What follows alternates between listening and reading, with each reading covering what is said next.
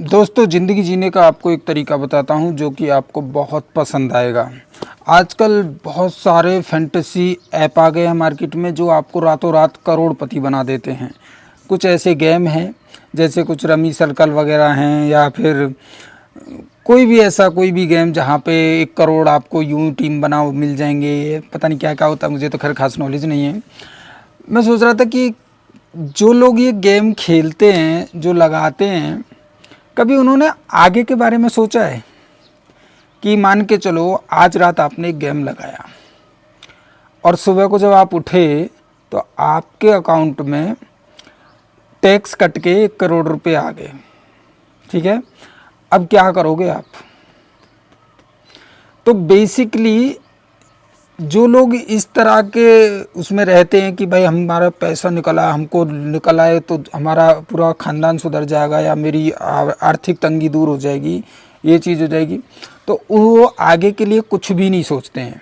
क्योंकि जो लोग सोचते हैं वो ये गेम खेलते ही नहीं हैं, ये तो क्लियर है।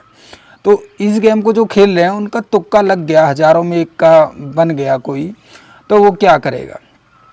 सबसे पहले एक प्रकार से देखा जाए तो हराम का रुपया है। दूसरा, उस रुपये की रिस्पेक्ट नहीं होती। तीसरा, उस रुपये से फालतू की चीज़ें खरीदी जाएंगी। जैसे भाई मैं साला पूरे मोहल्ले में सबसे अच्छा मकान बनाऊंगा, मैं एक लग्जरी कार लूँगा, मैं एक लग्जरी बाइक लूँगा, एयर कंडीशनर मेरा मकान होगा। तो वो 1 करोड़ रुपया कुछ ही हफ्तों या महीनों में गायब कर देगा। कार ले लिया, घर ले लिया, बना लिया, सब कुछ। जब उसके पास पैसा ख़त्म होता है ना, तो ये सारी चीज़ें बिकना स्टार्ट हो जाती हैं जो उसने खरीदी हैं। अब बिकती क्यों है? क्योंकि उसके पास में कोई कमाई का साधन है नहीं, और कमाई का साधन वो बनाना भी नहीं चाहेगा जब उसके पास पैसा आ जाएगा।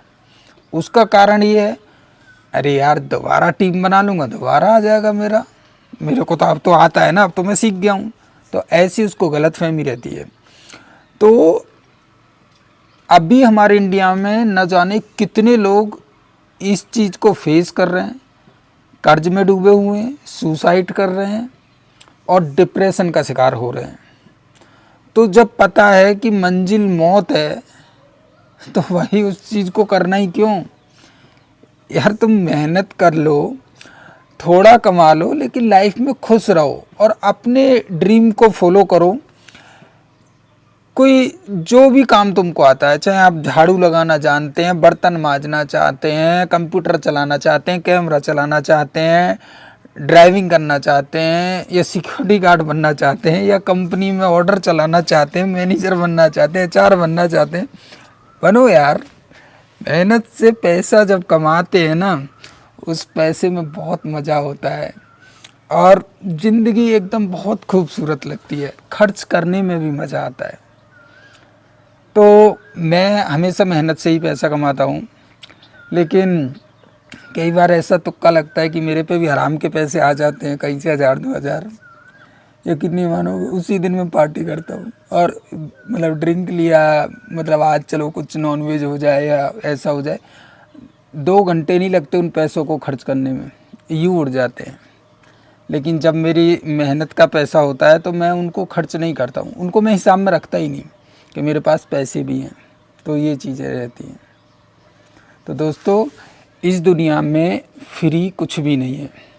जिन ऐपों पे, जिन ड्रीमिंग सर्कल जो भी है, इन पे जो तुम लगा रहे हो ना, ये कंपनियां कभी गूगल करके देखना, करोड़ों का प्रॉफिट जनरेट करती हैं हर महीने।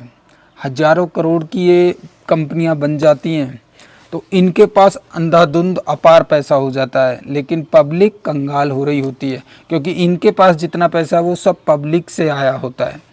और पब्लिक सोच रही है नहीं यार फ्री है, 1 रुपये में क्या जा रहा है यार, 10 रुपये जा रहे हैं यार, 1 रुपये से क्या होता है यार, इतने का तो मैं बीड़ी पी के फेंक दूँ, गुटखा खा के फेंक देता हूँ, चिंगम खा के फेंक देता हूँ, या सोचूंगा एक चाय नहीं पी आज मैंने। ऐसे ऐसे तर्क रहते हैं लोगों के।